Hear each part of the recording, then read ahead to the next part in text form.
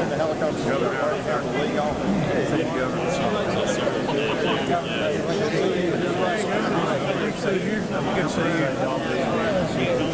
How you doing, sir? What's happening? When you check, Ron can't go. He takes a lot more.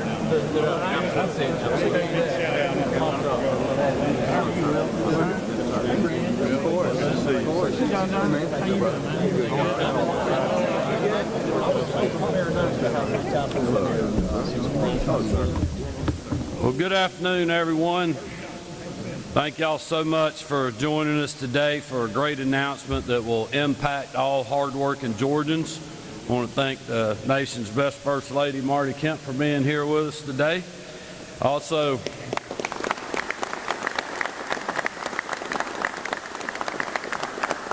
want to thank our Lieutenant Governor Burt Jones, Speaker of the House John Burns, Chairman Blake Tillery, who worked with us on this, and Chairman Matt Hatchett, our appropriations chairman. We appreciate them and a lot of other incredible partners in the legislature that you see standing behind me.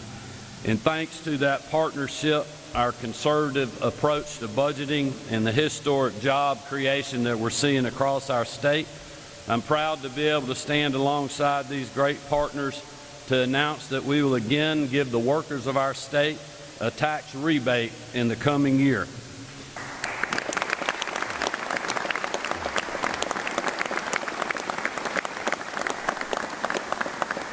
As we prepare to head into the holiday season, and as many Georgians continue to recover and rebuild from recent storms and hurricanes, the people you see up here today continue to look for ways that we can give them relief. We all know that even if inflation has fallen, high prices have not. Families see that every day when they go to the grocery store or the gas pump. And that's one of the reasons I suspended the state gas tax in the wake of the Hurricane Helene, because people shouldn't have to deal with that added burden, especially in the wake of tragedy. I want to again thank the partners that you see behind me and many others who are not, the members of the General Assembly, again for their support of that measure.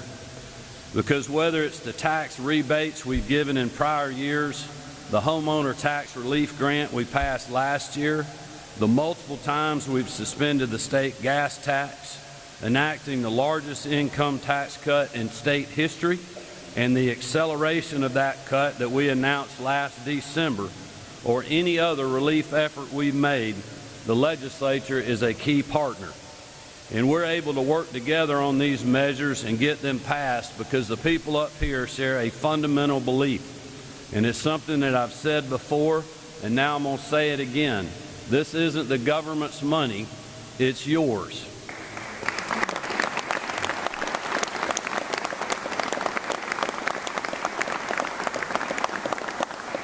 That money belongs to hardworking Georgians. It belongs to small businesses that drive our economy. It belongs to the farmers and families who were devastated by Hurricane Helene. It belongs to the rural communities to help grow opportunity. And it belongs in the pockets of men and women throughout our state who are struggling due to bad policies coming out of Washington, D.C. And while we cannot fix everything they've broken, our hope is that this measure we're announcing today will help in some way. Modeled after the rebates we've enacted previously, this proposal will return $250 to a single tax filer, $375 to a single filer who is head of household, and $500 to a married couple filing jointly. Now, what does this translate to for Georgia families? That rebate means helping pay the rent or a car payment. It means school clothes for their kids or a shopping cart full of groceries. It means paying down credit card debt, which people are living off of thanks to bad national policies, and many other possibilities for the people of our state. In total, this proposal will save Georgia taxpayers over $1 billion.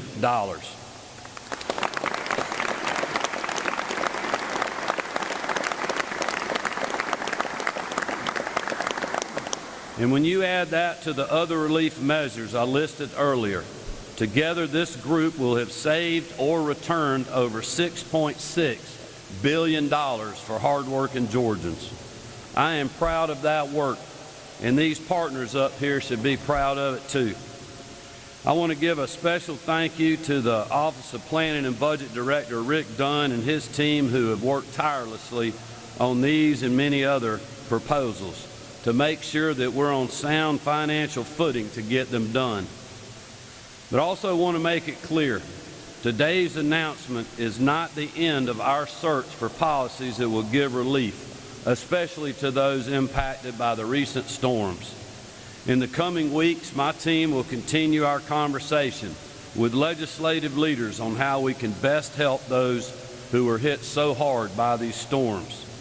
So again, I want to thank the men and women behind me, those that aren't with us, and I look forward to continuing our work together in the months and years ahead.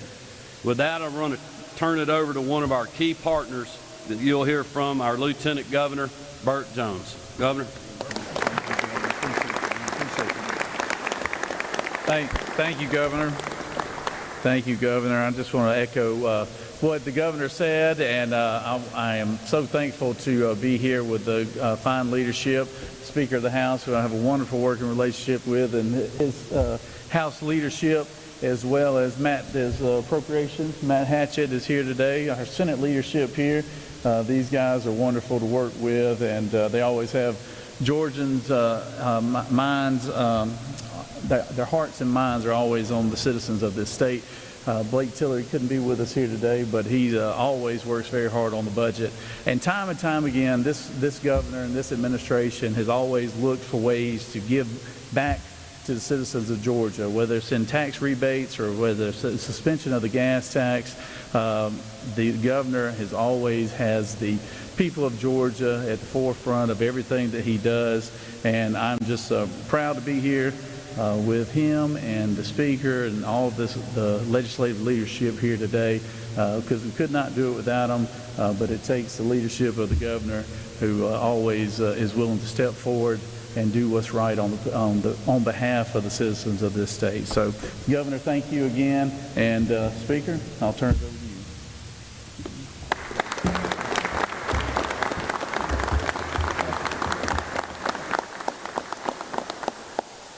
Thank you, Lieutenant Governor Jones, Governor Kemp, First Lady Marty Kemp. Thank you, leaders from the Senate and the House.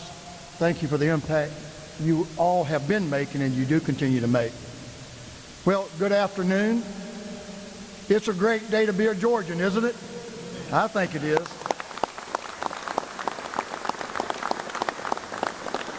And you know, it's a great day to celebrate yet another year of announcing that we're returning money to where it belongs, the pockets of hardworking Georgians.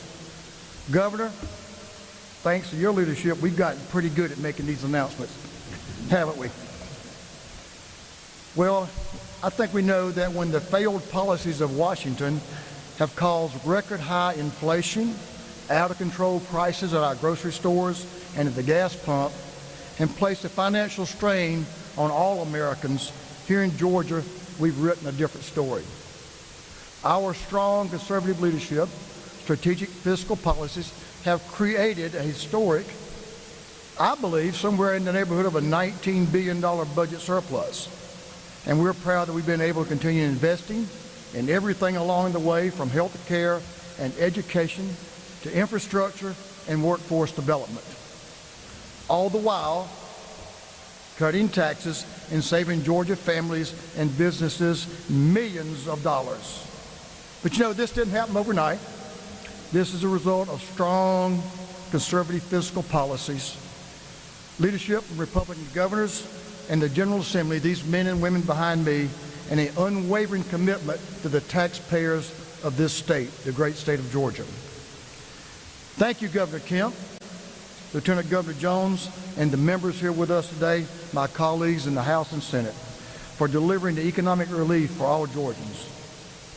But I want to change gears just a little bit and tell you, while we're excited to celebrate this relief for Georgians, hope we also remember those across our state and specifically the Southeast who have been devastated by severe weather for the last several weeks and who are still waiting on critical relief they need to bring rebuilding to their lives, their homes, and their communities. Yesterday, we announced we joined with speakers from around the Southeast, from Florida, Alabama, Tennessee, North Carolina, and South Carolina to request federal aid in the form of 3 simultaneously approved block grants for private citizens and companies, agriculture, and our infrastructure. These block grants can be appropriated to the affected states and distributed quickly and efficiently by those states to the areas of our states that need it the most. Georgians and our neighbors across the Southeast are facing generational impacts to our homes, to our businesses, and our way of life. But our message remains the same. We will be, to those citizens, our people, every step of the way to complete this journey of recovery for all the citizens of Georgia. This group, the leadership of our governor, we won't rest until we're certain that we all have received every possible resource and asset available to our communities to help them rebuild. I want to thank our federal delegation. They work closely with us, especially Congressman Austin Scott, Congressman Rick Allen, and Congressman Buddy Carter, who have been advocating tirelessly for our agricultural industry in this state, but also to everyone across the state who continues to put their lives, private citizens, out there to hold on for our citizens to help those who are in need. I like to think about it this way. Neighbors helping neighbors. That's what our state and our people are all about. Thank you all for being here, and thank you all for allowing us to get this message out. Governor Kemp, I'm going to turn it back over to you, but I want to first say to you and the First Lady how important it has been to me, a member of the General Assembly, and the people of Georgia to see y'all out visiting and out being with the people of this state through these tough times. I don't think y'all know how much it means to us in these impacted areas, but we're most grateful, and may God continue to bless the two of you and bless our great state of Georgia. Governor Kemp.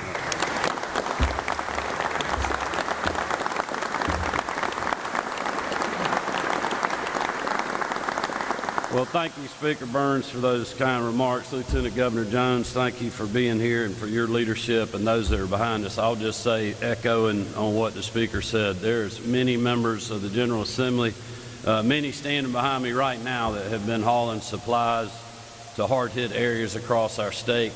Other business leaders across the state, local communities, just incredible work people have done, people that have voluntarily flown goods into our areas, but also taking them to other states. And I just cannot thank all of our first responders and just our community in general that has been going in beyond to support not only those in Georgia that were being ravaged by these storms, but also our neighbors in Florida, North Carolina, and other states. And with that, I also just want to, before we close and take your questions, just say thank you again for being here. And just want to continue to urge all Georgians and us praying for those touched by the recent tragedies in our state. As exciting as an announcement like this is, we know that there has been much heartbreak in this state over the last several weeks, including this weekend, with those that were affected by Hurricane Helene, Hurricane Milton, and something that happened much more recently on our coast, the collapse of the gangway on Sapelo Island this past weekend. Marty and I were heartbroken to learn of that tragedy on Saturday, and we've been kept up to date as the investigation remains very active and ongoing.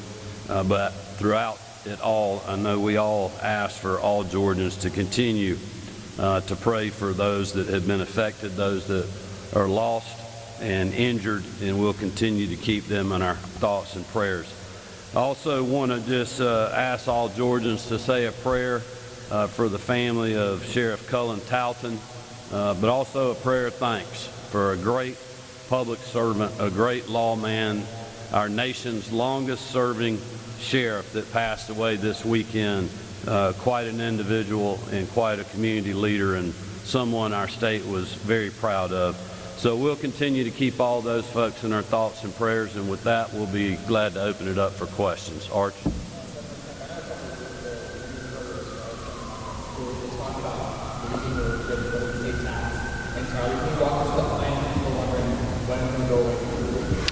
Well, we're as you know, been steady working on that. We passed the largest state income tax cut in state history. We have a lot of other tax benefits in our state that benefit our farmers and our producers, our certain other industries like film and manufacturing. But I think I can speak for this group behind me. We are all committed to continuing to cut our state income tax, and stay tuned for the second Monday in January.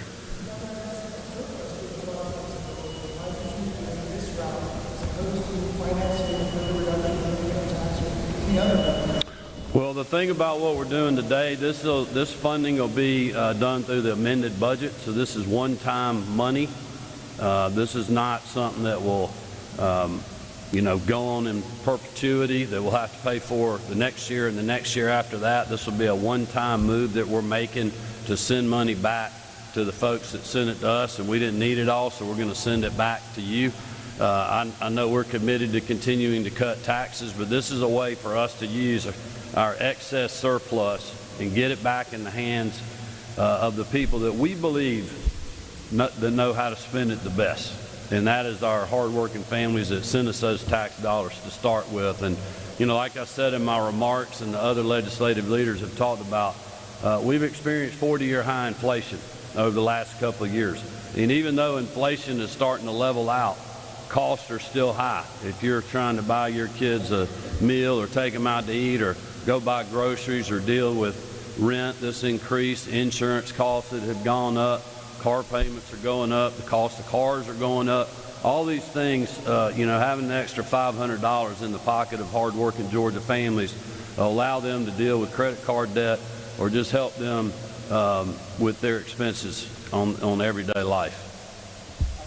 Governor, there was an effort earlier this week to try to spin down some of the surplus that revenues came in well above projections.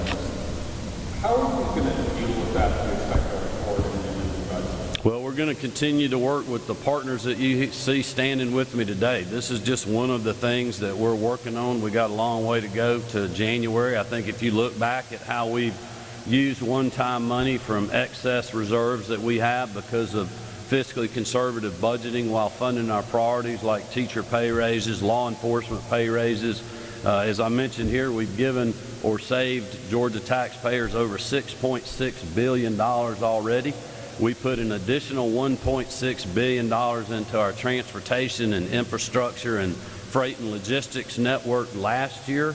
And we've spent a lot of one-time funds to make state government more efficient and do things that we'll get generational benefit out of. The worst mistake we could make would be to grow government with one-time money. Because like you're seeing now with the federal government that gave everybody and their brother federal money during the pandemic, new programs got created. Now the feds are cutting the money off and everybody's screaming, you're cutting my budget. I can't fund my program. And we're not going to do that to the taxpayers of this state. We're not going to do that to future legislators or to future governors. We're going to continue to be fiscally conservative. But the reason we are here today is because you taxpayers that are out there watching this, we trust you better than the government to have this money back in your pocket. And we're going to continue to look for ways to do that.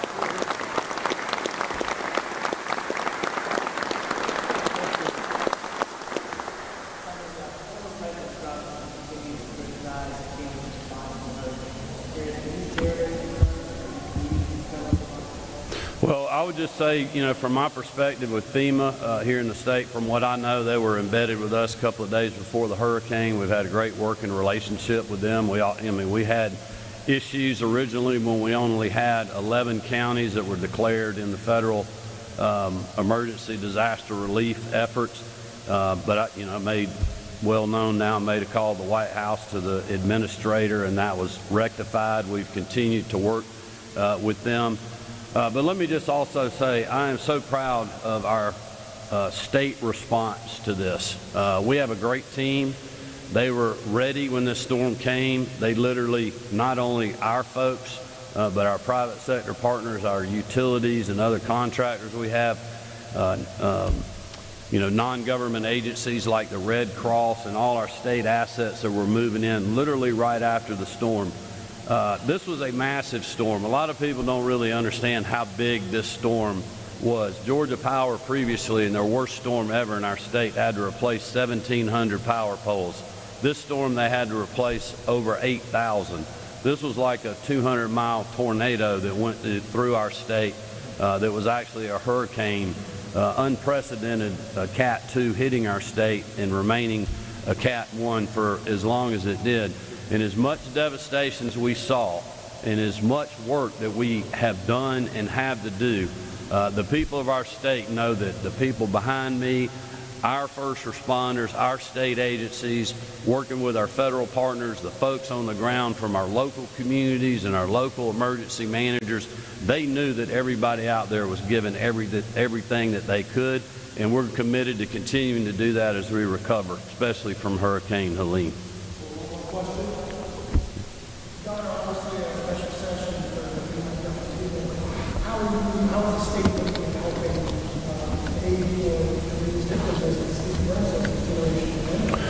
Well, there definitely is. I would say this, we continue to work with all these partners behind me, the legislative leadership on what we're doing. I had a meeting this morning with our budget director, Rick Dunn, and his team. They're looking at, what we did for Hurricane Michael, looking at ideas that we're hearing from people on the ground, and so we're starting to dig into that now.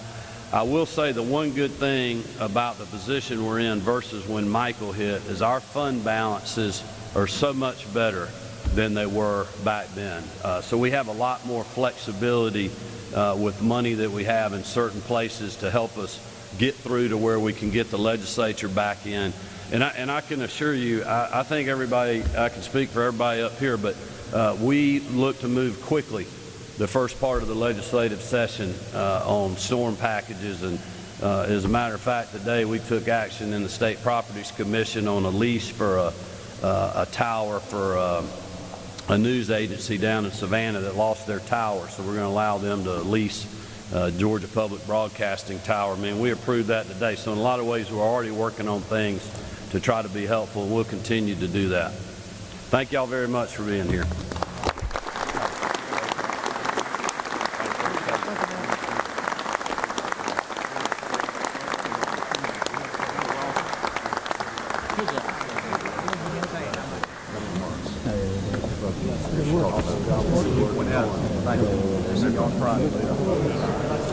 No, I'll be around.